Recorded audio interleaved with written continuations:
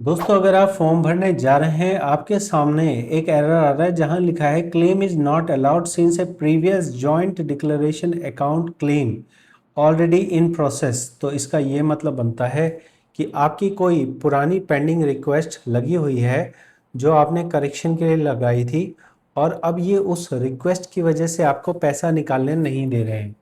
ये जो नया इन्होंने भसड़ मचाई है, जो नया इन्होंने गंद मचाई है, ये गंद इन्होंने नए सिस्टम के नाम पे मचाई है।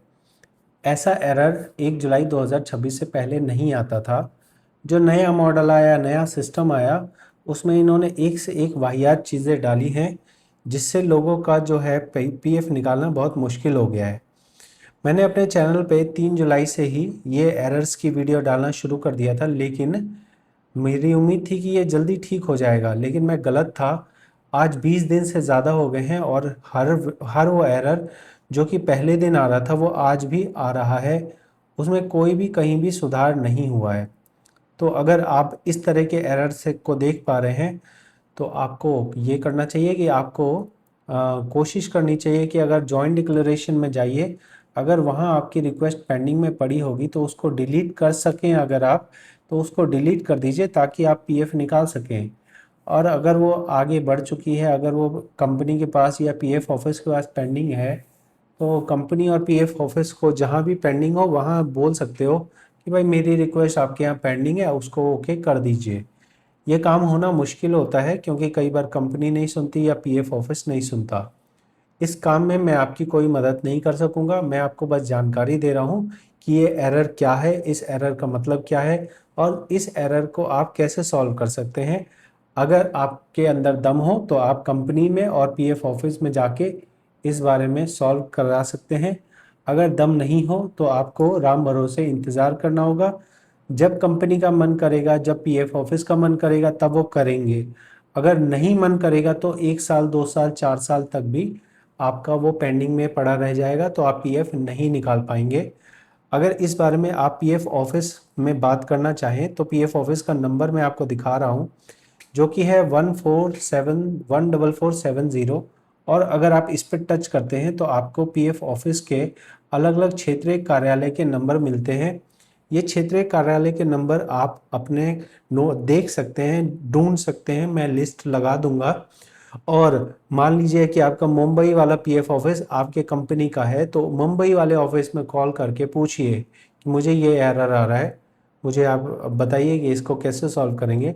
आपको मैं वैसे बता रहा हूँ कि भाई कुछ नहीं पता लगेगा, जो मैं बता रहा हूँ वही आपको पता लगेगा। बाकी आपकी मर्जी है, आप चाहें तो अपना कॉल कर सकते हैं। इनको कस्टमर केयर को एक ही लाइन रटवाई जाती है, ग्रीवाइंस लगा दो।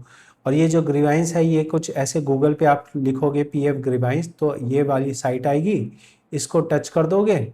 इसको टच करने पे ऐसा पेज आ जाएगा, रजिस्टर ग्रीवाइंस पे टच करोगे, फिर पीएफ मेंबर पे टच करोगे, फिर क्लेम आईडी में नो करना है, फिर आगे बढ़ जाना। आगे बढ़ के जो आपको जिस आईडी में आपका पैसा है उस आईडी को सिलेक्ट करके टेक्निकल इशू करके कंप्लेन लगा देना। ये सारे काम आप खुद करिए। अगर आपको मुझसे काम करवाना है कंप्लेन लगवाने का, ऐसा नहीं कि ये ले पैसे ले ले मेरा काम कर दे, क्योंकि बहुत सारे जाहिल लोग ऐसे ही आते हैं जो एरर दिखाते हैं और बोलते हैं कि ये एरर ठीक कर दे तब पैसा दूंगा। तो भाई वो एरर ठीक नहीं हो सकता ना। अगर हो सकता तो मैं कर ही देता। तो आपको बस यहाँ वीडियो में बताने का मकसद ये है कि आपको पता समझ आ जाए कि ये एरर क्या है, ये एरर क्यों है। इसको सॉल्व करने के लिए पीएफ ऑफिस के सर मारना पड़ेगा, और पीएफ ऑफिस को जो है सर मारो, हाथ मारो, पैर मारो, कोई फर्क नहीं पड़ता है। ये आप अपना आजमा के देख लो, उसके बाद आप ये चीज़ कंफर्म हो जाओगे।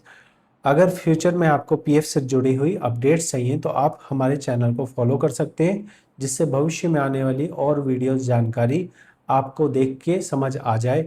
मुझे इस बारे में मैसेज मत कीजिएगा, मैं इसको सॉल्व नहीं कर सकता हूँ। धन्यवाद। Are you looking for expert help with your Provident Fund? We offer full PF withdrawal, transfer, master payroll, ITR filing, and become a certified